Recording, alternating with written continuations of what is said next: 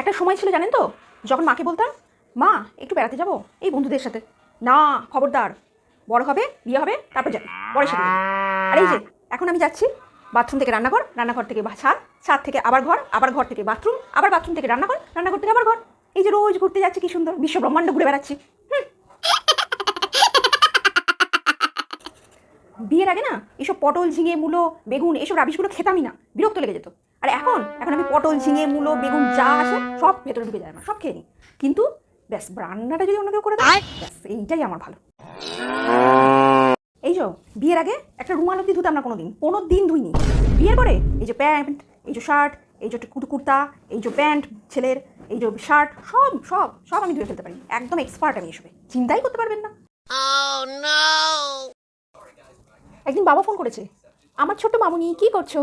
বাবাকে বললাম কি করবো বলো, এই যে উড়ে উড়ে জাল সাফ করছি, ঝুল সাফ করছি।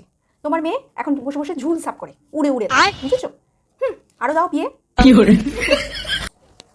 বিয়ের আগে জানতাম না ঝাঁটা নেতা ব্যাপারটা কি। আর এখন এখন এই যে এখানে ঘর মোছা নেতা আলাদা, ওখানে ভাতের হাঁড়ির নেতা আলাদা, আবার এখানে হচ্ছে আসবাবপত্র মোছার আলাদা, আবার হচ্ছে ঘাম মোছার নেতাটাও আলাদা, জানেন তো? এ বাবা বিয়ের পরে না মেয়েদের লাইফটাই কেমন অন্যরকম হয়ে যায়। মানুষ কত কি ভেবে ফেলে, ভাবে কি মেয়েরা রান্নাও করবে, বাড়ির কাজও করবে, বাচ্চা কাচ্চাও মানুষ করে দেবে, জন্মও দেবে, সব কিছু করবে, আবার ওদেরকেও দেখভাল করবে, সব কিছু একা হাতে করে নেবে। আরে আমাকে যারা জন্ম দিয়েছিল আমার বাবা মা, তাদেরই আমার উপরে এত এক্সপেকটেশন ছিল না।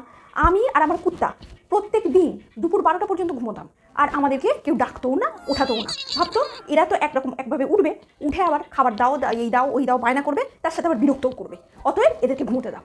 তো ये सब क्या देखना पड़ रहा है? अच्छा है मैं अंधा हूँ।